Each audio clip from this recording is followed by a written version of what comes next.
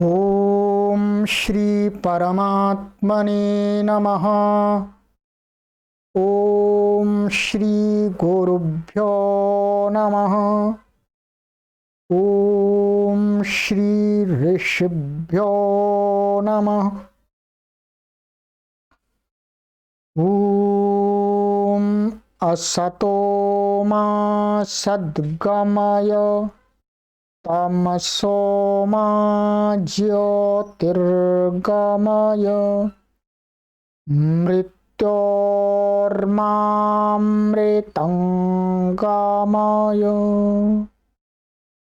ओम शांति शांति शांति। सर्वेभ्यो नमः। देववाणी संस्कृतम यूट्यूब चलदृश्यम प्रति भवतां भवतीनां च हार्दं स्वागतम। मित्रों, अष्टाध्यायी भाष्य प्रथमावृत्ति द्वितीयः अध्यायः द्वितीयः पादः समास प्रकरणम की लाइव कक्षा संख्या 42 को आज हम पढ़ेंगे। और मित्रों, इस कोर्स का जो उद्देश्य है, कोर्स को जो बनाया जा रहा है, उसका मुख्य उद्देश्य है 1 करोड़ संस्कृत व्याकरण के विद्वान और विदुषियों को ऑनलाइन उनके घर पर ही बैठे बैठे तैयार करना। आप सभी से यही निवेदन किया जाता है, कर सकते हैं कि आप सभी अपने मित्रगणों तक इन कक्षाओं को शेयर करके ले जाइएगा, जिससे जो संस्कृत के जानकार लोग हैं, संस्कृत को पढ़ने वाले जो भी हमारे पाठक महानुभाव हैं, वो संस्कृत व्याकरण की गहराई को समझ सके। चलिएगा, ये व्हाट्सएप नंबर दिया गया है 8319694799। इस पर आप संपर्क करके देववाणी संस्कृतम टीम का सहयोग ले सकते हैं।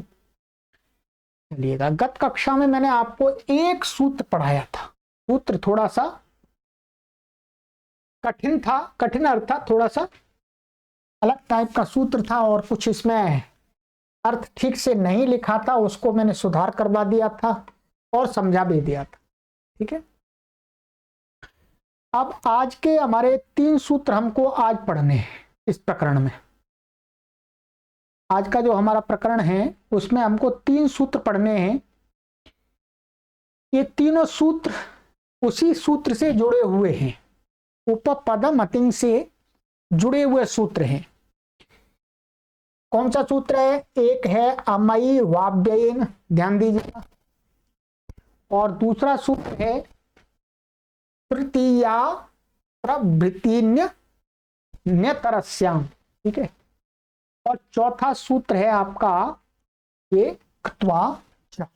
ये 3 सूत्र आज इस कक्षा में हमको पढ़ने ही हैं, और ये तीनों सूत्र उस ऊपर वाले सूत्र से संबंध रखते हैं। किससे? बोलो, उपपदम अतिं। ठीक है, यदि आपने उपपदम अतिं ठीक से समझ लिया तो आप इन सूत्रों को ठीक से समझ पाएंगे, और यदि आपने अभी तक उपपदम अतिं को पढ़ा ही नहीं है, ठीक से नहीं समझा है, तो आपको इन सूत्रों को समझने में कठिनाई अनुभव होगी। ठीक है, कुछ तो समझ में आएगा, ऐसी बात नहीं।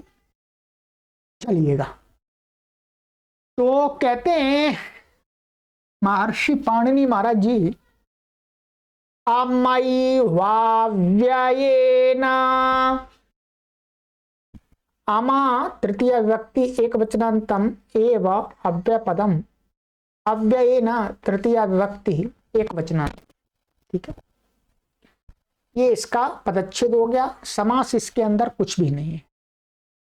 ऊपर से इसमें अनुवृत्ति आती है उपपदम तत्पुरुषः सुप सह सुपा समासः, इनकी अनुवृत्ति आती है। ठीक है, अर्थ अव्ययेन उपपदस्य यः समासः तो मंते न अव्यये नैव सह भवति नान्येन। ये कहते हैं कि अव्यय के साथ उपपद का जो समास, उपपद का माने उपपद मतिंग से जो समास है किया गया है या किया जा रहा है, और यदि वो अव्यय के साथ में हो रहा है, माने एक जो शब्द है वो तो उपपद है, दूसरा शब्द अव्यय है, तो यदि उसके साथ समास हो रहा है, माने उसी सूत्र से समास की प्राप्ति है। वैसे उपपदम अतिंग माने उसी सूत्र से क्या है, समास की प्राप्ति है। उसमें एक व्यवस्था दी जा रही है।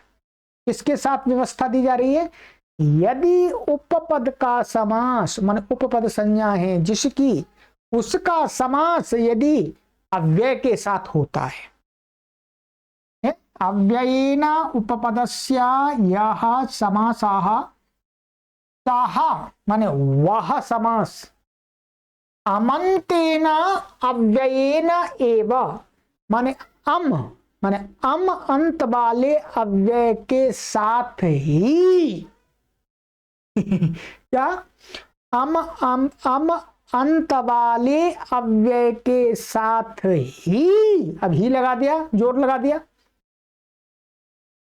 सह भवति के साथ होता है, नान्येन माने किसी अमंत से भिन्न अव्यय के साथ में उपपद का समास नहीं होता। अभी एक मोटा सा अर्थ बता दिया, इतना आप समझ लेंगे, फिर इसमें जो गहराई वाली बात है वो भी समझ में आ जाएगी। ठीक है, आइएगा, उदाहरण दिया है, स्वादुंकारम भुंक्ते, संपन्नंकारम भुंक्ते, लवणंकारम भुंक्ते। इनकी सिद्धियां हमने आपको पहले भी करा दी हैं। स्वादुंकारम भुंक्ते, संपन्नंकारम भुंक्ते और लवणंकारम भुंक्ते, ये हमने सिद्धियां कराई थी आपको कृन में जनता सूत्र पर। प्रथम अध्याय के प्रथम पाद को जब पढ़ाया था, काफी दिन हो गए हैं, याद कीजिएगा, स्मरण कीजिएगा। ठीक है, अब आइएगा, सिद्धि कुछ विशेष नहीं है, सिद्धि आपको पता है। अब देखिएगा,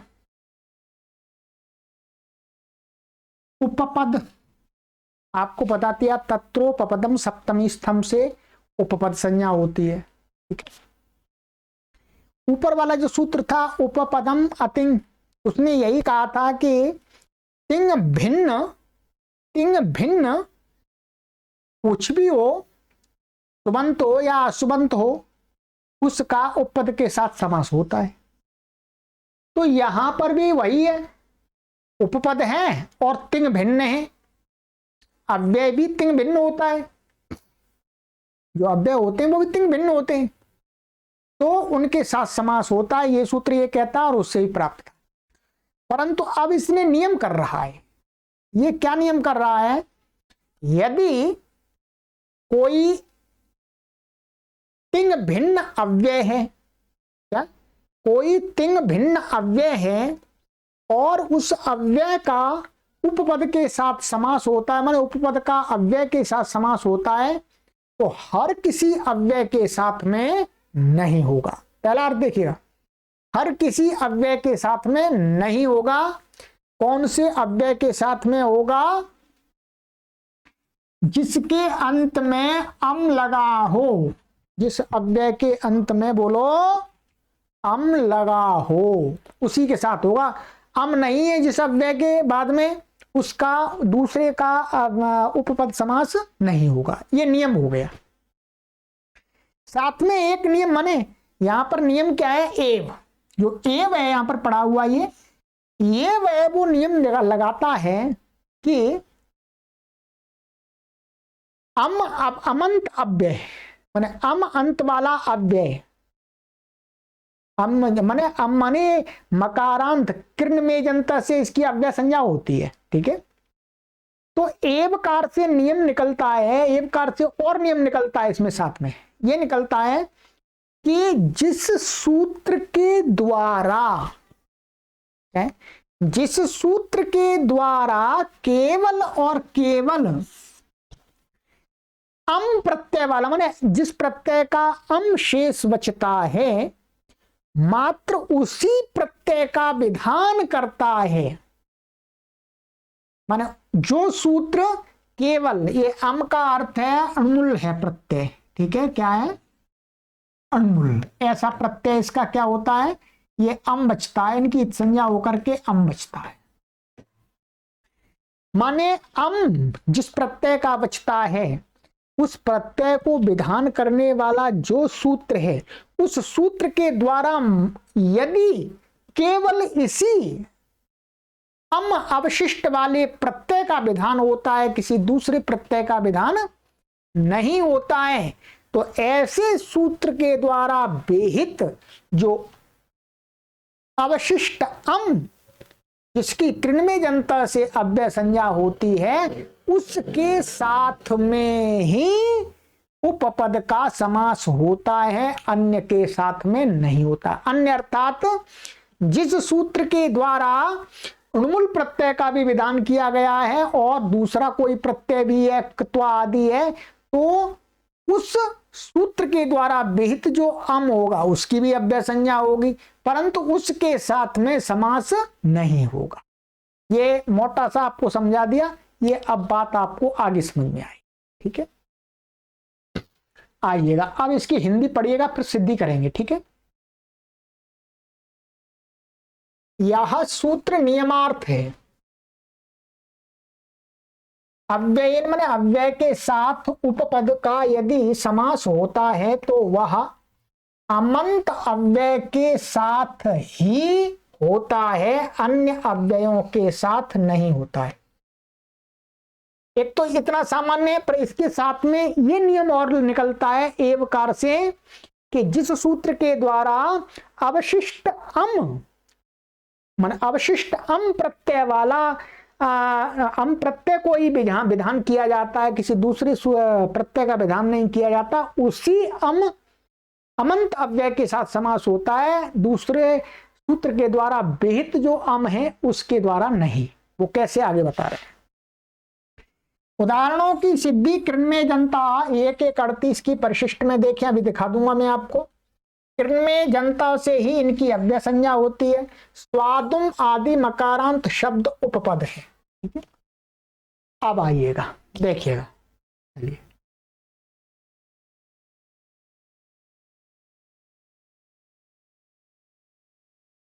यहां पर ये कृण्मय जनता में सिद्धि की थी, सिद्धि दोबारा करेंगे नहीं, ठीक है। यहां बता देता हूं मैं आपको कैसे की थी, देखिएगा। स्वादुकारम भुंगते माने स्वादु युक्त बना करके खाता है, इसका विग्रह किया इन्होंने। अस्वाद्वीम यवागुम स्वाद्वीम कृत्वा भुंगते।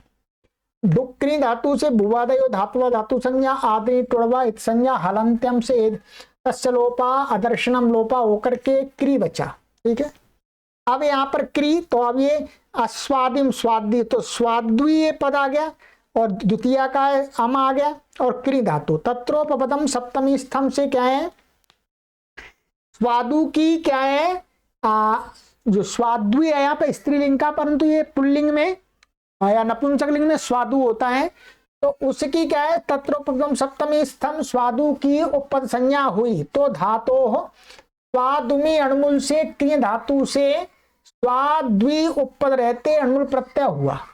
तो वस्तुतः तत्रोपपदम सप्तमी स्तंभ माने इस ये यहाँ पर स्वादुमी ये सप्तम में अंत निर्देश है, इसलिए इसकी उपपद संज्ञा हो जाती है, ठीक है। तो उपपद संज्ञा, तो इस सूत्र से क्या हो गया, स्वादुम के रहते हुए धातु से क्रि धातु से अणमुल प्रत्यय हुआ ये, ठीक है। और स्वाद्वी को स्वादुम निपातन से हो गया इसी सूत्र से, ठीक है। तो क्या बन गया आपका ये, देखिएगा, स्वादुम अम क्रि और अणमुल प्रत्यय, ध्यान दीजिएगा, समझना है।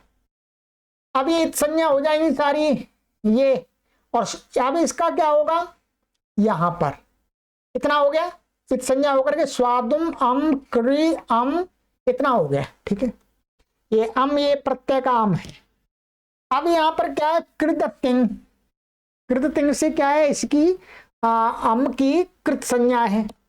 कृत संज्ञा होने से क्या है, कृण में जनता से अव्यय संज्ञा होने से, माने कृण में जनता माने कृत यो मकारांत एजंतश्च, माने कृत प्रत्यय जो मकारांत, तो ये क्या मकारांत है, तो इसकी क्या हो गई, अव्यय संज्ञा हो गई, तो तदंत शब्द की हो जाती है।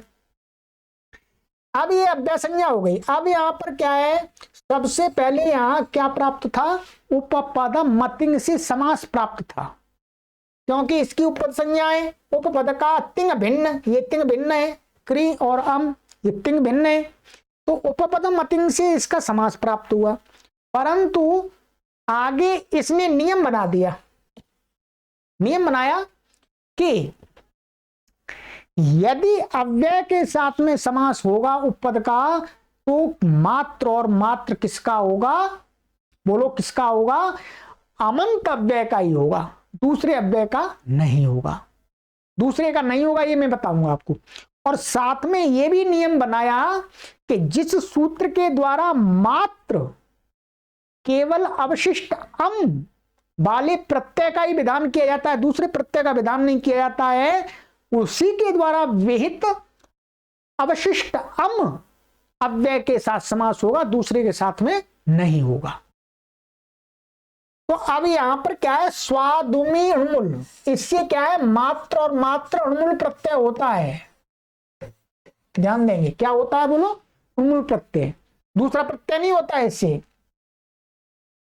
कुछ सूत्र आगे ऐसे भी हैं जिससे अणुमूल भी होता है और क्त्वा भी होता है, तो उसका भी अम बचता है। तो वहां पर नियम करने के लिए वहां पर भी नियम कि उनका समास ना हो। तो अव्ययी अमयी वाव्यय से क्या हो गया, अमंत अव्यय के साथ में स्वादुमु, स्वादुम का उपपद समास हो गया, और कृत समाचा सुपो धातु प्रातिपदिक का लुक हो गया। इसका क्या बना, स्वादुम कार अम और यस्मात् प्रत्यय विदिष्टदादे एचो इणति उरण रपरा आदि से लग करके क्या हो जाएगा, वृद्धि आदि होकर के स्वादुम कारम, मनुस्वार अनुस्वार हो गया, तो स्वादुम कारम। ठीक है, अब ये स्वादुम कारम ये बन गया, अव्यय संज्ञा होने से अव्यय आप सुपा से स्वादि उत्पत्ति करेंगे, उसका लुक हो जाएगा, तो स्वादुम कारम भुंगते, ऐसा बन गया ये। ठीक है, ये बन गया, ध्यान दीजिएगा। ये क्या है, अमंत अव्यय। ठीक है, इसी प्रकार संपन्नम कारम भुंगते, बिल्कुल ऐसा ही है, माने असंपन्नम संपन्नम कृत्वा भुंगते संपन्न कारम भुंगते, तो संपन्न करके खाता है, लवणंकारम भुंगते, ऐसे लवणंकारम भुंगते। तो ये स्वादुमी अणुमूल से सब जगह क्या है, संपन्नम लवणम ये मकारांत निपातन हो जाएंगे। ठीक है, वा पदांत से अनुस्वार को विकल्प से परसवर्ण होकर के यहाँ नकार हो जाता है, होकर स्वादुम कारम भी बन जाता है, स्वादुम कारम और स्वादुम कारम ऐसा बन गया। ये अनुस्वार भी रह सकता है, परसवर्ण भी हो सकता है, आदि रूप भी बनते हैं। स्वादुमी अणुमूल से स्वादुम के अर्थवाची शब्दों का भी ग्रहण है, अतः संपन्नम लवणम उपपद भी अणुमूल प्रत्यय हो जाता है। माने स्वादु शब्द से यहाँ पर क्या है, स्वादु माने स्वादुवाची शब्दों का ग्रहण है, स्वादु शब्द का अकेले का ग्रहण है, पर्यायवाची का भी ग्रहण है। ठीक है, साथ में इसको मकारांत निपातन भी हो जाता है, जैसे स्वादु को स्वादुम हो गया है, वैसे ही सबको मकारांत हो जाता है। ऐसे ही उधर पूरम भुंगते की सिद्धि, उधर पूरम यहाँ पर हमारे समास में नहीं है। ठीक है, अब इतना समझ लिया आपने, चलिएगा अब वहीं चलते हैं, देखिएगा।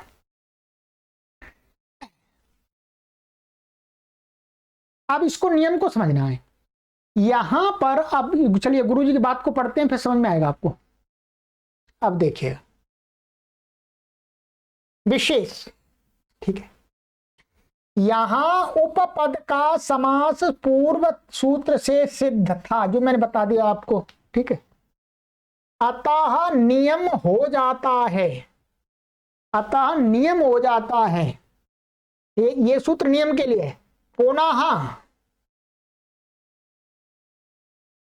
क्या करें, यहां उपपद का समास पूर्व सूत्र से सिद्ध था, ध्यान दीजिएगा। फिर दोबारा सूत्र बनाया, माने फिर दोबारा सूत्र बनाया अव्यय के साथ में समास करने के लिए, तो वो जो सूत्र बनाना ही क्या होता है, शास्त्र के अंदर कोई चीज पहले विधान कर दी और उसी में कुछ थोड़े से अंश के लिए फिर दोबारा कोई सूत्र बनाया। तो जो दोबारा सूत्र बनाना होता है वो नियम के लिए होता है। क्या? नियम के लिए। ठीक है, परिभाषा है सिद्धे सती पुनः आरंभ नियमार्थः, माने कोई कार्य पहले से ही सिद्ध है फिर भी वो कोई नया सूत्र बना रहा है महर्षि पाणिनि, तो वो किसके लिए होता है? नियम के लिए होता है। ठीक है, तो कहते हैं कि अतः नियम हो जाता है पुनः, माने पुनः। अब यहां पर महर्षि पाणिनि ने एव क्यों पढ़ा? यहां ऐसा पढ़ देते आमाव्यायेन, ऐसा सूत्र बना देते आमाव्यायेन, ऐसा बना देते आमाव्यायेन। एव की क्या जरूरत है? हम अव्यय अव्ययेन, तो यही नियम बन जाता अपने आप कि अब माने अव्यय का समास होता है उपपद के साथ में, या उपपद का समास अव्यय के साथ में होता है तो अमंत के साथ में होता है, अपने आप स्वाभाविक का नियम बन जाता। फिर भी महर्षि पाणिनि ने यहां पर एव क्यों पढ़ा? ये तो कह रहे हैं एव से, यहां जो एव है वो इसलिए है निश्चयार्थ अवधारणार्थ माने निर्धारणार्थ, इसका निर्धारण करना है। ये ध्यान देंगे, यहां एव वास्तव में नियम नहीं निकाला, नियम तो इतने सूत्र मात्र के पढ़ने से ही बन जाता। इस बात को बहुत कम लोग समझते हैं। क्या है? नियम तो केवल इतना सूत्र बनाते अमव्ययेन, इससे ही नियम बन जाता कि अमंत अव्यय के साथ उपपद का समास होता है, अम से भिन्न अव्यय के साथ समास नहीं होता है, नियम निकल जाता अपने आप। ठीक है, सिद्धे सती पुनः आरंभ आरंभ नियमार्थः। फिर भी महर्षि पाणिनि ने जो यहां पर एव लगाया है, उस एव का एक प्रयोजन और है। अब उस प्रयोजन को समझिए, जो प्रयोजन मैं आपको पहले बता रहा था। क्या बता रहा था? कि ऐसा सूत्र जिसके द्वारा अवशिष्ट अम माने अवशिष्ट प्रत्यय जो अम है उसका भी विधान किया जाता है और दूसरे प्रत्यय का भी विधान किया जाता है, तो ऐसे अम अव्यय का समास नहीं होगा। केवल मात्र और मात्र जिसके द्वारा अम प्रत्यय का, अम माने जिस प्रत्यय का अम शेष बचता है, ऐसे प्रत्यय मात्र का ही विधान होता है। उस सूत्र के द्वारा विहित जो प्रत्यय उसका जो अम बचता है उसके साथ ही उपपद का समास होता है और वो अव्यय होता है। मैंने अव्यय माने जो अम है वो अव्यय होता है। यहां एक दूसरा ये भी है, हर किसी अव्यय अम को नहीं लेना है। जो अम कृण्मय जनता से जिसकी अव्यय संज्ञा हो रही है, तो हर जो मकारांत माने अमंत है, अम अंत वाला है, हर किसी का समास नहीं करना हर किसी अव्यय के साथ में। उस अव्ययों में से भी विशिष्ट अम अव्यय को लेना है। वो कौन से को लेना है? कि मात्र उसी का जिस सूत्र के द्वारा विधान किया गया हो। अब आइएगा, पढ़िएगा, ये एवकार के द्वारा निकलता है नियम। देखिएगा, अतः नियम हो जाएगा पुनः एवकार, मन एवकार मन जो एव पढ़ा है वो अमंत उपपद का ही विशेषण हो। क्या? अमंत उपपद का ही विशेषण हो, इस इष्ट का अवधारण करने के लिए है। इस बात को मैंने अर्थ बता दिया आपको। एवकार माने सूत्र में जो एव पढ़ा है उसको एव को करने का प्रयोजन क्या है? कि अमंत उपपद, अमंत उपपद शब्द का अर्थ समझ लीजिएगा इसको। अमंत उपपद का अर्थ है जिस शब्द की केवल अम के साथ में ही उपपद संज्ञा होती है, वो यहां पर क्या कहा जा रहा है? अमंत उपपद। ध्यान दिए क्या कहा जा रहा है? अमंत उपपद। ये हिंदी है पर थोड़ी सी आपको इसमें भी ध्यान एकाग्र करना पड़ेगा इसको समझने के लिए। अमंत उपपद का अर्थ गुरुजी यहां पर क्या समझा रहे हैं कि जिसकी उपपद संज्ञा तत्रोपपदम सप्तमी स्थम सूत्र के सहयोग से जिस अम के साथ में संज्ञा होती है दूसरे के साथ में नहीं होती है, ऐसे उपपद का अम के साथ में समास होता है अमंतव्य के साथ में। ठीक है, अब आइएगा समझिएगा। इस इष्ट का अवधारण करने के लिए है, अर्थात जिस सूत्र के द्वारा केवल अम माने अणुमूलादि प्रत्यय का ही विधान हो वही तदंत के साथ समास हो। कृत्वा अणुमूल दोनों प्रत्ययों का जहां एक साथ विधान हो वहां इस सूत्र से समास ना हो। माने जिस सूत्र के द्वारा कृत्वा और अणुमूल दोनों का विधान किया जा रहा है, दोनों के साथ में कृत्वा के साथ में भी उसकी उपसंज्ञा हो रही है और अणुमूल के साथ में भी हो रही है, तो ऐसे उपपद का अमंत अव्यय के साथ में समास नहीं होगा। ये भी नियम निकाल दिया उन्होंने, ध्यान दीजिएगा। यथा अग्रे भुक्त्वा अग्रे भोजम, यहां देख लीजिएगा, यहां पर ये क्या है भोजम, अग्रे भोजम, यहां पर क्या है भुज धातु से, भुज धातु से अणुमूल प्रत्यय है। ये क्या है अणुमूल प्रत्यय, ध्यान दीजिए क्या प्रत्यय अणुमूल प्रत्यय, भुज धातु से अणुमूल प्रत्यय है और अणुमूल का यहां अम बचता है और गुण होकर के इसको भोजम बन जाता है। ठीक है, और किन्मय जनता से इसकी मका अव्यय संज्ञा है। परंतु ये जो भोजम बन रहा है ये वाला, इसमें जो अम है वो अम कैसा है, ऐसा अम है जिस सूत्र के द्वारा ये अम का विधान किया गया है, इस सूत्र से विभाषा अग्रे प्रथम पूर्व इत्यादि, उससे क्या है कत्वा का भी विधान होता है, दो प्रत्ययों का विधान करता है। ये सूत्र का अर्थ मैं अभी दिखा दूंगा। इसलिए इस सूत्र के द्वारा विहित जो अणुमूल है उसका समास नहीं होगा, यहां समास नहीं होगा, यहां रुक गया। एवकार के निर्धारण से अवधारण से निश्चयार्थ है कि हर किसी अमंत का भी नहीं हो जाएगा। ठीक है, तो यहां पर क्या है, एक देखिए यहां पर इस अणुमूल के साथ में जिसकी उपसंज्ञा होती है, कैसे अग्रे की हो रही उपसंज्ञा, क्योंकि यहां विभाषा अग्रे में सप्तम में निर्दिष्ट है, तो इस अग्रे की जिस प्रकार से अणुमूल के साथ में उपपद संज्ञा हो रही है वैसे ही कत्वा के साथ में भी उपपद संज्ञा हो रही है। तो ये क्या है, अम के साथ में भी उपपद संज्ञा वाला है और कत्वा के साथ भी अव्यय संज्ञा वाला है, इसलिए इसका समास नहीं होगा।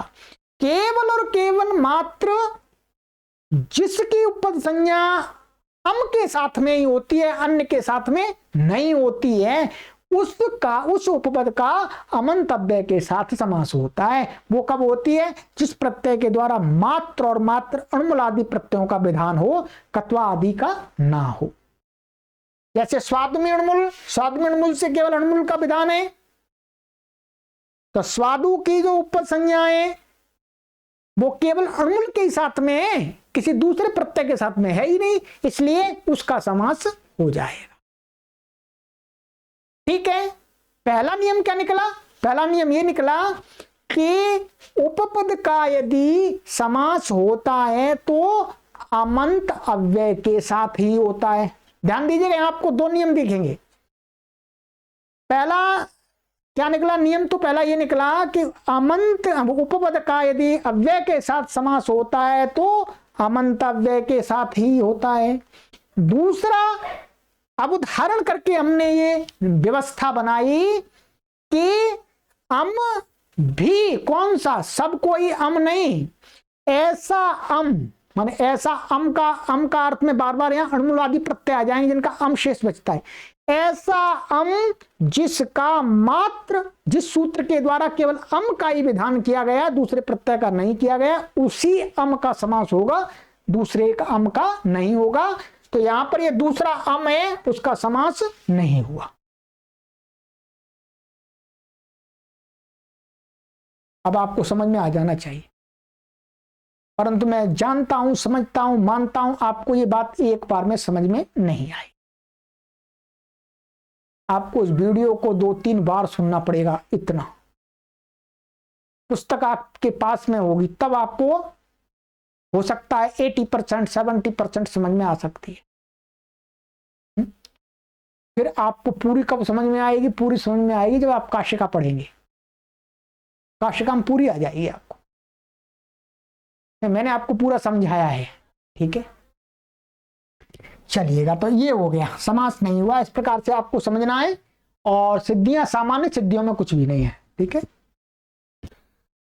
जैसे संपन्नम का है, स्वादु का किया था, वैसे संपन्नम कारंग का कर सकते हैं और लवणम कारंग का कर सकते हैं।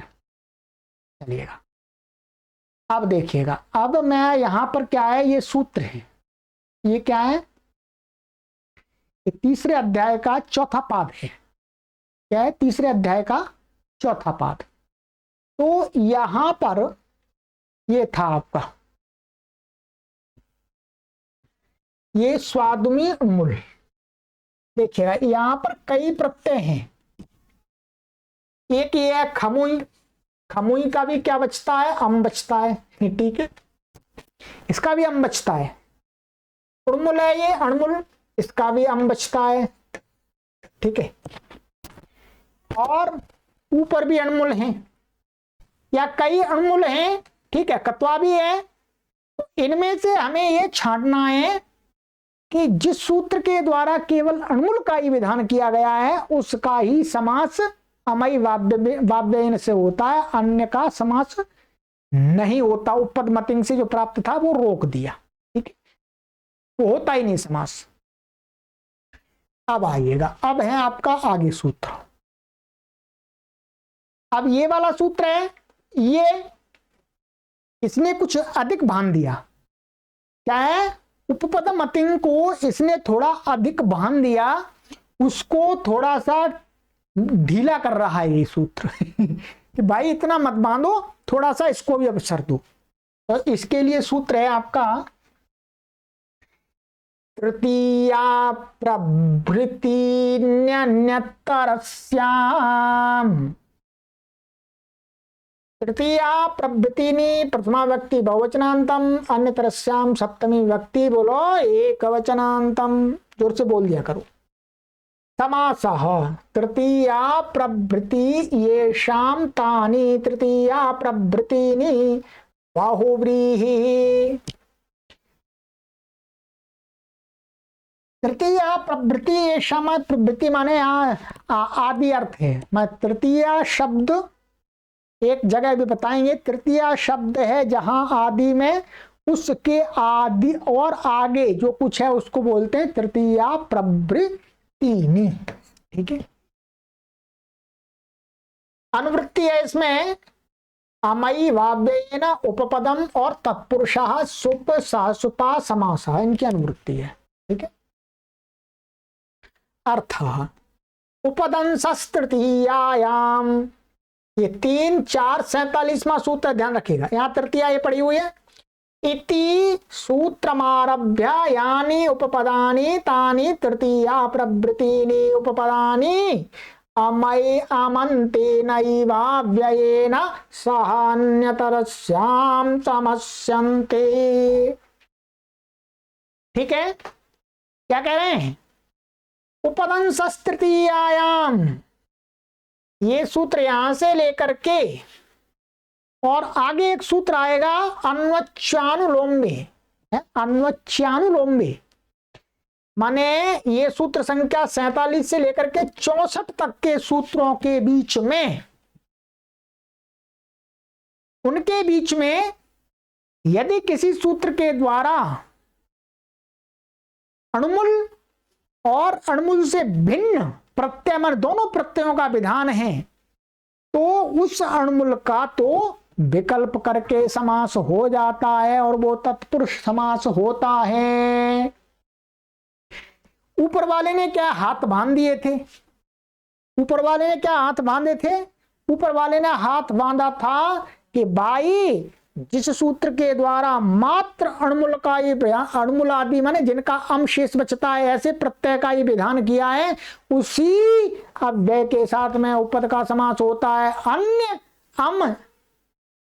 अम माने जिनका अम शेष बचता है उनका समास नहीं होता है। अब इसने ये कह रहा है कि भाई अष्टाध्यायी के अंदर देख लीजिएगा, अष्टाध्यायी के अंदर यहां दिखा देता हूं मैं आपको, आइएगा ये यहां कह रहे हैं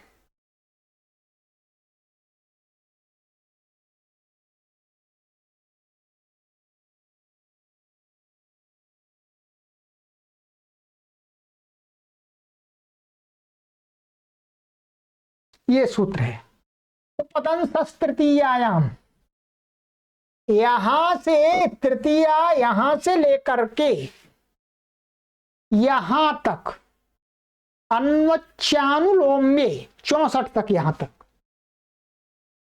यहां तक इनके बीच में यहां प्रत्यय कहे हैं। जैसे कत्वा अणुमूल कहा, ये इस सूत्र से क्या है, कत्वा कहा और अणुमूल कहा है, ठीक है। तो कहते हैं ऊपर वाले सूत्र ने तो ये नियम कर दिया था भाई केवल अणुमूल का विधान है अथवा अम जिसका शेष बचता है ऐसे प्रत्यय का विधान केवल है जिस सूत्र से उसी अम के साथ में समास होता, दूसरे के साथ नहीं होगा। इसने कहा कि भाई इन उपदंश तृतीयायाम से लेकर के यहां तक के सूत्रों में यदि किसी सूत्र ने दो प्रत्ययों का विधान किया है जिसमें एक अमंत भी आता है और दूसरा कत्वा दिया जाता है, तो ऐसे अमंत के साथ में तो विकल्प करके समास होता है, नित्य समास नहीं होता है। इतना ढील दे दी, पर यहीं पर दिए इसी के अंदर, आगे पीछे मत ले लेना। उपदंश तृतीयायाम से लेकर के अन्वच्यानुलोम्य तक के सूत्रों में दी है, ठीक है। चलिएगा आ जाइए,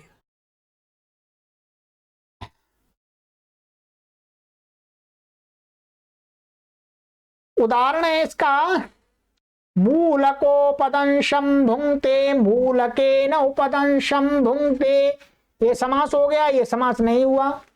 उच्चैः कारं भुंक्ते उच्चैः कारं आचष्टे, उच्चैः कारं आचष्टे, यहां समास नहीं हुआ। और यष्टिग्राहम, यहां समास हो गया। यष्टिम ग्राहम, यहां समास नहीं हुआ, विकल्प कर दिया। अब देखिएगा इनमें इस यहां पर भी उपदंशम में अणुमूल प्रत्यय है, ये अमंत है, कृण्मय जंत से इसकी क्या हो जाती है, अव्यय संज्ञा। तो यहां समास हो गया और यहां नहीं हुआ क्योंकि विकल्प है। ऐसे ही उच्चैकारम भुंक्ते, यहां पर भी अणुमूल है, उच्चैकार में समास नहीं हुआ। यष्टि ग्राहम, यहां तो क्या है शब्द में कोई अंतर नहीं आता है, परंतु जब हम स्वर लगाएंगे तो अंतर आ जाएगा, स्वर लगाएंगे तो अंतर आ जाएगा। ऐसे यष्टिग्राहम, यहां पर ये समास हो गया है और ये हुआ है। अब आ जाइएगा, अब हिंदी में सारा कुछ लिखा हुआ है, स्पष्ट देख लीजिएगा। तृतीया प्रवृत्ति मनोपदंश तृतीयायाम सूत्र से आरंभ करके अन्वच्यानुलोम्य तक जो उपपद हैं वे अमंत अव्यय के साथ ही विकल्प से समास को प्राप्त होते हैं, ठीक है। देखिएगा उदाहरण है, मूलकोपदंशम, मूली को दांत से काट करके खाता है। इसका मूलकोपदंशम, इसका अर्थ क्या, करके। मूलकेन उपदंशम भुंक्ते, एक ही अर्थ है, यहां समास नहीं हुआ। उच्चैकारम आचष्टे, दुख की बात को ऊंचे स्वर से कहता है जी। क्या है, कोई दुख की बात है, कोई मर गया है आदमी है तो चिल्ला के कह रहा भाई वो मर गया मर गया मर गया है। दुख की बात हमेशा धीमे स्वर से कहनी चाहिए और खुशी की बात, सुख की बात, प्रसन्नता की बात को जोर से कहना चाहिए। पर कुछ मूर्ख लोग होते हैं जो दुख की बात को बहुत जोर से चिल्ला करके कहते हैं तो उसके लिए प्रयोग करते हैं।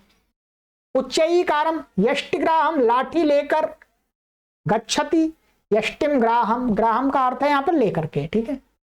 अब देखिएगा पूर्व सूत्र की तरह उपदंशम आदि की अव्यय संज्ञा मकारांत होने से है। कैसे ध्यान देंगे, इसका इस प्रकार से है,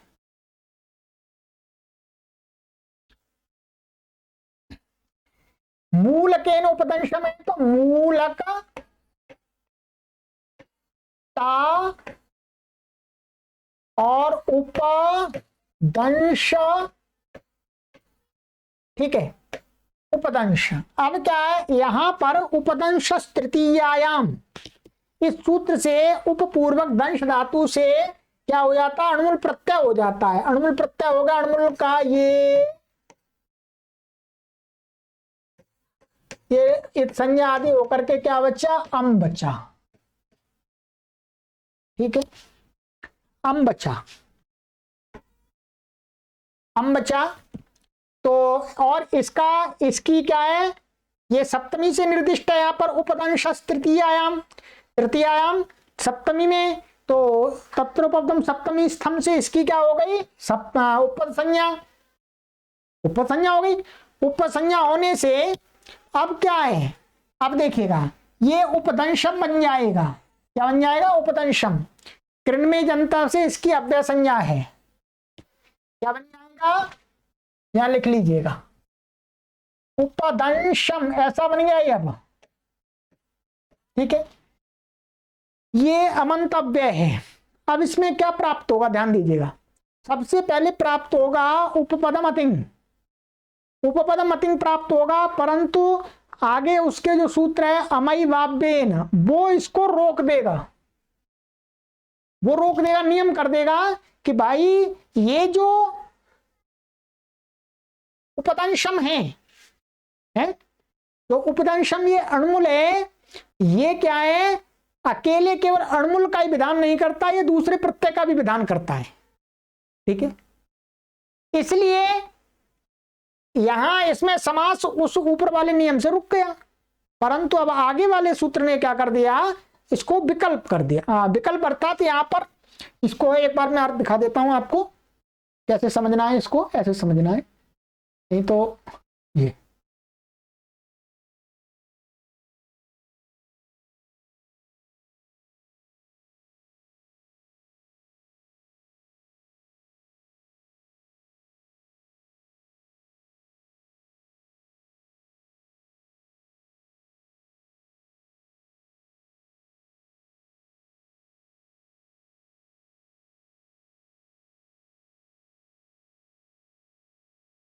ये देखिएगा यहां पर, हाँ ये समझना है आपको, यहां पर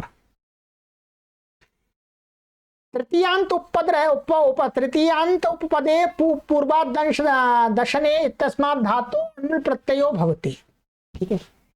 ये जो सूत्र कर रहा है तृतीय प्रवृत्तिन्तरस्याम, ये वस्तु क्या कर रहा है, ये कर रहा है कि इन सूत्रों के बीच में, माने उपदंश तृतीयायाम, इन सूत्रों के बीच में ऊपर वाले सूत्र से यदि नित्य समास भी प्राप्त है, ध्यान देंगे क्या है, नित्य समास भी प्राप्त है, माने किसी एक प्रत्यय का भी विधान किया गया है तो अमंत का तो ऊपर वाले सूत्र से नित्य प्राप्त है, उसमें विकल्प कर रहा है, ठीक है, उसमें विकल्प कर रहा है।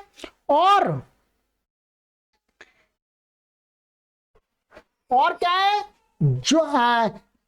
जो दूसरे प्रत्यय के साथ में भी है उसमें भी, अर्थात इन सूत्रों के बीच में यदि किसी से विधान किया गया अणुमूल का, ध्यान देंगे इन सूत्र से मतलब उपदंश तृतीयायाम और अन्वच्यान लोम में, इन सूत्रों के बीच में जो भी सूत्र हैं और ये सूत्र, इनमें यदि अम का विधान है और दूसरे का भी विधान है तो मैंने इनमें सब प्रकार के अम का विकल्प कर दिया।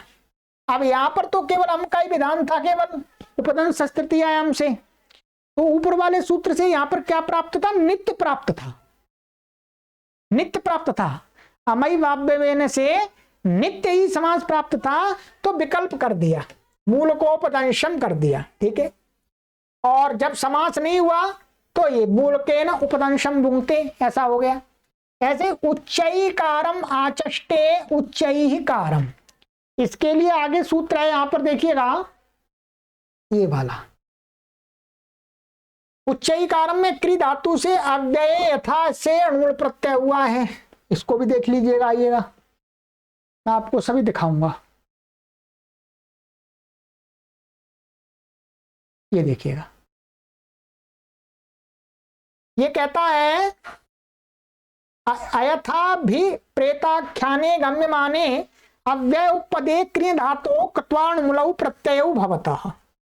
माने इसके अयथा भी प्रेताख्यान के गम्यमान होने पर माने अव्यय का उपपद धातु माने अव्यय के उपपद रहते हुए क्रिय धातु से कृत्वा और अणुमूल दो प्रत्यय हो रहे हैं। तो इससे जो अणुमूल प्रत्यय है, इससे जो अणुमूल प्रत्यय है, ध्यान देंगे,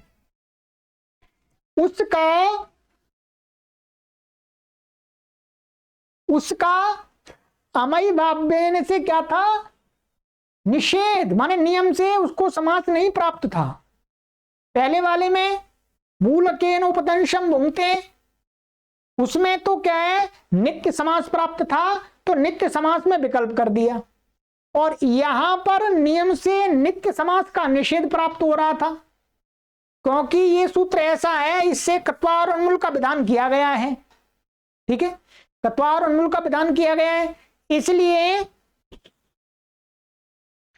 इसलिए क्या होगा, यहां पर नहीं प्राप्त था तो इसमें भी विकल्प कर दिया, क्योंकि ये इन सूत्रों के बीच वाला सूत्र है। ठीक, तो ये इससे हो जाएगा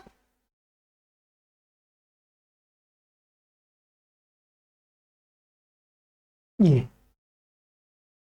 ठीक है, ध्यान दें, फिर मैं बता दूंगा आपको, उच्चईकारम आचष्टे और यहां समास नहीं हुआ तो अलग अलग रहेंगे। ठीक है, यष्टिग्राहम यष्टिम ग्राहम, यहां पर आपका जो समास हुआ है वो समास विधायक सूत्र है द्वितीयायाम च। क्या है, द्वितीयायाम च। ये क्या कहता है देख लीजिएगा, मैं दिखा देता हूं आपको। ये देखिएगा अर्थ, द्वितीयांत उपपदे परीप्सायाम गम्यमानायाम धातोर अणुमूल प्रत्ययो भवति। ये सूत्र केवल अणुमूल प्रत्यय ही करता है। तो यहां पर क्या है, यष्टिग्राहम और यष्टिम ग्राहम जो उदाहरण है, तो इसमें क्या है, अमय वाव्यन से नित्य ही प्राप्त था, क्योंकि इस सूत्र के द्वारा तो केवल एक ही प्रत्यय विधान किया जा रहा है, एक ही प्रत्यय विधान किया। तो यहां पर यष्टिग्राहम और यष्टिम ग्राहम, यहां पर नित्य समास प्राप्त था, तो तृतीया प्रवृत्ति निरंतरस्याम से क्या है, विकल्प कर दिया। अब आपको ये पूरा समझ में आ गया। ठीक है, ये देखिएगा, इस सूत्र ने क्या किया, इस सूत्र ने वहां पर विकल्प किया है जहां पर ऊपर वाले समास, ऊपर वाले अमय वाव्यन इस सूत्र के द्वारा नियम से नित्य समास प्राप्त था, और इस नियम से नित्य निषेध प्राप्त हो रहा था। यदि वो नियम नित्य निषेध और नित्य विधि इस सूत्र से जो की जा रही थी, यदि उस प्रकार का अम के साथ में घटित होने वाली बात है, तो इन सूत्रों के बीच में यदि वो अणुमूल आदि आता है, तो उसका विकल्प से हो जाएगा, अमय वाव्यन को ये रोक देगा। अमय वाव्यन को क्या कर देगा, रोक देगा। अमय वाव्यन से मैं इस सूत्र से लेकर के इस सूत्र के बीच में यदि किसी ऐसे सूत्र हैं जिससे मात्र अणुमूल का ही विधान हो रहा है, तो वहां पर नित्य समास नहीं होगा। वो किससे प्राप्त था, अमय वाव्यन से। और इनके बीच में ऐसा सूत्र है कि जिससे अणुमूल का भी विधान हो रहा है, दूसरे का भी विधान हो रहा है, तो वहां पर क्या था, ऐसे अणुमूल के साथ में अमय वाव्यन से निषेध प्राप्त था नियम से, तो उसमें भी विकल्प कर देगा। ध्यान देंगे, दोनों में कर रहा है, पर को करेगा केवल इन सूत्रों के बीच के सूत्रों से हुए अणुमूल के साथ में, अणुमूल जो भी है, अम वाला शेष वाला। क्लियर हो गया, बस सिद्धि इतनी है। चलिएगा, ठीक है। यहाँ सिद्धि आपको मुख्य रूप से नहीं करनी है, ये तो सामान्य।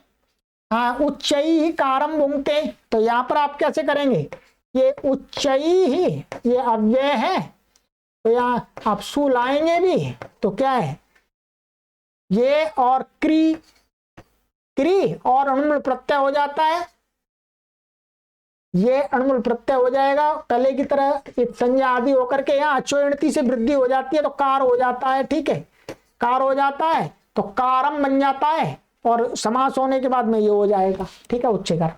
जब समास नहीं होगा तो ये अलग अलग रहेंगे। ठीक है, अलग अलग रहेंगे। यहाँ पे जो सु आएगा वो ये क्या है, अव्यय है, ये क्या अव्यय है, तो अव्यय आप सुपर से इसकी का लुक हो जाएगा, सु का तो उच्च ही रहता है। ठीक, इसी प्रकार से यष्टि ग्राहम, तो यष्टि अम ग्राह, ग्रह धातु है, ये धातु क्या है, ग्रह, इसको आप करेंगे यष्टि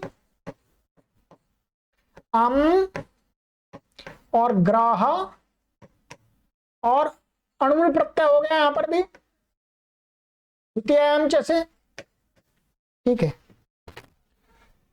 तो ये इत संज्ञा शादी होकर के यहाँ पर क्या अतोपदाया से वृद्धि हो जाएगी तो ग्राह बन जाएगा, तो ग्राहम बन जाएगा, और विकल्प से समास हो जाए, समास होने पर क्या बन जाए, यष्टि ग्राहम, और जब समास नहीं होगा तो अलग अलग रह जाएगा, यष्टिम ग्राहम, कोई परेशानी नहीं है। ठीक है, ये सूत्र ये काम करता है। अब आ जाइएगा आगे, अब इसको यहाँ पढ़ा मैं बता देता हूं। ठीक है, तो हिंदी पढ़ लीजिएगा, फिर इसमें सहयोग मिल जाएगा आपको। पूर्व सूत्र की तरह उपदंशम आदि की अव्यय संज्ञा मकारांत होने से है, माने कृन्मय दंत से। उपदंश तृतीयायाम से क्या है, से उपपूर्वक दंश दशने धातु से अणुमूल प्रत्यय हुआ है। उच्चई ही कारम में क्रि धातु से अव्यय था प्रत्याख्याने इत्यादि सूत्र से अणुमूल प्रत्यय हुआ है। वृद्धि आदि पूर्वत हुई है, अतुपदाय और अचोणति आदि लग रहे हैं। ग्रह धातु से द्वितीयायाम च से अणुमूल प्रत्यय हुआ है, सो ये सब अमंत अव्यय हैं। अतः मूलक आदि उपपद रहते विकल्प से समास हुआ। असमास पक्ष में उच्चई ही कारम, उदाहरण में स्वर का भेद पड़ता है, केवल रूप वही रहता है। यहां महाविभाषा के आते हुए भी अन्य तरस्याम नित्य पद की अनुवृत्ति को हटाने के लिए है। अब यहां पर कोई शंका कर सकते हैं, भाई पीछे से महाविभाषा चल रही है, वो तो चल रही है, फिर दोबारा अन्य तरस्याम क्यों पढ़ दिया? तो कहते हैं इसका समाधान ये है कि बीच में नित्यम आ गया था, कुगति प्रादय आदि के बाद में नित्यम क्रीड़ा, हाँ कुगति प्रादय से पहले था नित्यम क्रीड़ा जीविकयो हो, नित्यम क्रीड़ा जीविकयो सूत्र आया, वहां नित्यम आ गया था, विभाषा हट गई थोड़ी देर के लिए। तो अब उस विभाषा को कोई ऐसा ना सोचे कि भाई अब तो नित्य चल रहा है, तो नित्य को हटाने के लिए फिर दोबारा अन्य तरस्याम पढ़ दिया और कहा फिर दोबारा विभाषा चालू हो गई। ठीक है, ये है, तो ये हो गया। आइएगा अब इसका अंतिम सूत्र है, बिल्कुल सरल है, कुछ भी नहीं है। कत्वाच, कत्वा तृतीया विभक्ति एक वचनांतम च अव्ययपदम अनुवृत्ति, तृतीया प्रवृत्ति न्य तरस्याम तत्पुरुषः सुपा समासः, ये इसका अनुवृत्ति इसमें आ रही है। इसमें अर्थ तृतीया प्रवृत्तिनी उपपदानि कृत्वा प्रत्यांतेन सह नितरस्याम समस्यन्ते तत्पुरुषश्च समासो भावाति उच्चैः कृत्या उच्चैः कृत्वा। सरल है। क्या हुआ यहां पर अमय वाव्यन के द्वारा, अमय वाव्यन के द्वारा क्या नियम बना दिया था? नियम ये बना दिया था कि अमंत अव्यय के साथ ही उपपद का समास होता है, अमंत से भिन्न कोई अव्यय अथवा तुमुन आदि उनका समास नहीं होता है? तो कत्वा भी क्या है? ये अव्यय है। कत्वा तो सुन सुना से अव्यय सा अव्यय संज्ञा है। कत्वा तो सुन सुना कृण्मे जनता वहीं पर है, तद्दश्य सर्व व्यक्ति कत्वा तो सुन सुना हाँ अव्ययी भावश्च आदि सूत्र हैं। तो कहते हैं कि भाई अव्यय अमय वाव्यय ने जो नियम बनाया, दूसरे अव्ययों का मना कर दिया, तो उसमें कहते हैं दूसरे अव्ययों में कत्वा अव्यय को लेना है। कत्वा अव्यय के साथ में, और कत्वा भी कौन सा लेना है? हर कोई कत्वा नहीं लेने है। कत्वा कौन सा लेना है? यहां वाला लेना, तृतीया प्रवृत्ति वाला। कत्वा प्रत्यय विधान करने वाले कई सूत्र हैं, तो कहते हैं तृतीया प्रवृत्तिनी उपपदानी, तृतीया प्रवृत्तिनी जो उपदंश तृतीयायाम जो सूत्र है, वहां से लेकर के आगे किसी सूत्र से, माने तृतीया प्रवृत्ति निरंतरस्याम से लेकर के अन्वच्यानुलोम्य, इसके बीच में यदि किसी सूत्र से कत्वा कहा गया है, तो उस कत्वा के साथ में तो विकल्प करके समास हो जाता है, और वो तत्पुरुष समास होता है। जैसे उच्चैः कृत्या, उच्चैः कृत्वा। अब यहां पर क्या है, मैं बता देता हूं कौन से सूत्र से समास हुआ है। उसी सूत्र से हुआ है, अभी हमने आपको पढ़ाया था, ये देखिएगा, ये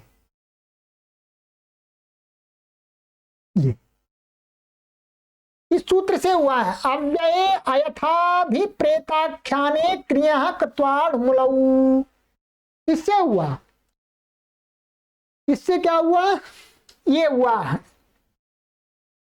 यहां दिया नीचई, या नीचई दिया है, नीचई कृत्य आचक्षे, नीचई कृत्वा आचक्षे, या अव्यय माने वहां पर ऊंचाई ले लिया हमने, तो इस सूत्र से कत्वा प्रत्यय हुआ है। और ये जो सूत्र है ये कहां पर है?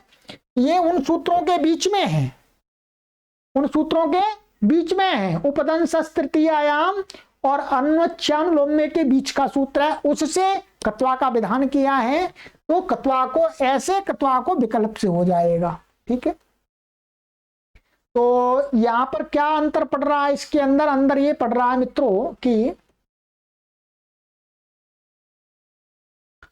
ये उच्च, यहां पर क्या है, जब समास हो जाता है तो उसको क्या होता है? समासे नहीं पूर्वोक्तो ल्यप, समासे नहीं पूर्वोक्तो ल्यप से ल्यप हो जाता है। तो समास हो गया तो उच्चैकृत्य, तक्त्वा को ल्यप हो गया, इतना ही है। और जब समास नहीं होता है तो अलग अलग रहता है, उच्चैः कृत्वा। तृतीया प्रवृत्ति जो पद वे क्त्वा प्रत्यांत शब्दों के साथ भी विकल्प से समास को प्राप्त होते हैं, और वह तत्पुरुष समास होता है। पूर्व सूत्र से अमंत में प्राप्त था, अतः यह सूत्र अन्यत्र भी विधान करे इसलिए है, माने अन्यत्र माने कत्वा में। उदाहरण, उच्चैः कृत्य, ऊंचा करके, उच्चैः कृत्वा, समास स्वर में अंतर आएगा और ये कत्वा को ल्यप हो जाएगा, दो चीज हो जाएंगी। समास पक्ष में कत्वा को ल्यप, समास से नहीं पूर्वे तो ल्यप से ल्यप हो जाता है, तथा असमास पक्ष में नहीं हुआ है, या तत्पुरुष समास का अधिकार समाप्त हुआ। ठीक है, ध्यान दीजिएगा। कत्वा प्रत्यय का विधान अब देखिए मैं दिखा देता हूं, कत्वा प्रत्यय का विधान और दूसरी जगह भी है, उसमें नहीं समास करेगा, ये ध्यान देंगे, देखिएगा।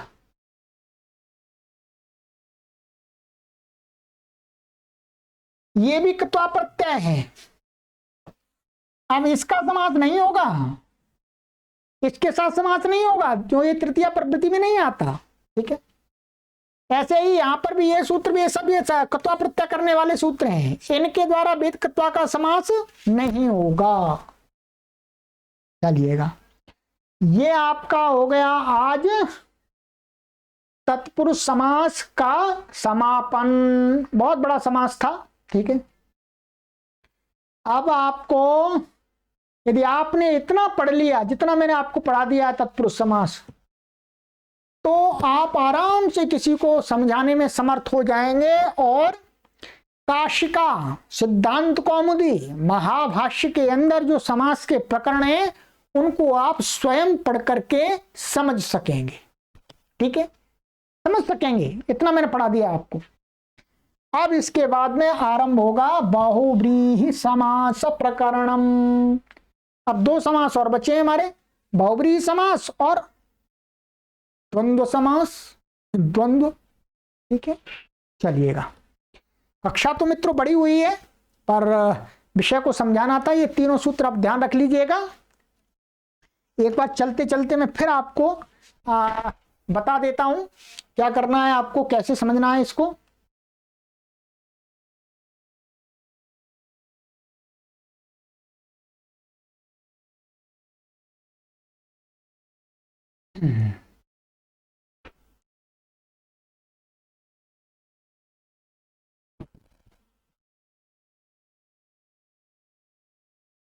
देखिएगा, सबसे पहले उपपदमतिंग था। उपपदमतिंग के ही क्षेत्र में अमयी वाव्य ने नियम कर दिया। इसका नियम ऐसा बना दिया जिसके कारण से इसी के नियम में यहां ये कुछ सूत्र हैं, उपदंश तृतीय आयाम से लेकर के अन्वच्यानुलोम में, इन सूत्रों के द्वारा विहित जो अणमुल आदि प्रत्यय हैं उनके साथ विकल्प कर दिया। ये उसका विकल्प करने वाला हो गया। फिर इस सूत्र ने अव्यय से माने अमंत अव्यय से भिन्न अव्ययों का समास का निषेध रोक दिया। तो उसमें ही क्या है, तृतीय है कत्वाच, इसने कह दिया कि यदि इन सूत्रों के बीच में उपदंश तृतीय आयाम से लेकर के अन्वच्यानुलोम में तक के सूत्रों के द्वारा यदि किसी के द्वारा कत्व प्रत्यय का विधान हो रहा है तो उस कत्वा प्रत्यय अव्यय के साथ में तो विकल्प से समास हो जाता है। बस इस प्रकार से आपको समझ लेना है। समझा दिया मैंने, सार भी समझा दिया। ठीक है, चलिएगा मित्रों, आगे की कक्षा में मिलते हैं। आप देखते होंगे बहुत परिश्रम करना पड़ता है। परिश्रम किस लिए कर रहे हैं? परिश्रम इसलिए कर रहे हैं कि महर्षि पाणिनि की विद्या संसार में प्रकाशित हो जाए। कि महर्षि पाणिनि ने कितनी गहराई से विचार किया है, कितने नियमबद्ध तरीके से चीजों को रखा है। इसलिए जो लोग सोचते हैं अरे संस्कृत भाषा तो कुछ नहीं है, संस्कृत भाषा तो ओम स्वाहा करने वाली है, वो उनकी आंखें खोलें। संस्कृत भाषा ओम स्वाहा करने वाली नहीं है। संस्कृत भाषा के अंदर एक विज्ञान है, प्रत्येक बात को तर्कपूर्ण व्यवस्थित ढंग से बताया गया है, गहराई से। इन नियमों का उल्लंघन आप नहीं देखेंगे शास्त्रों के अंदर। चलिएगा, आगे मिलते हैं। सर्वेभ्यो नमः।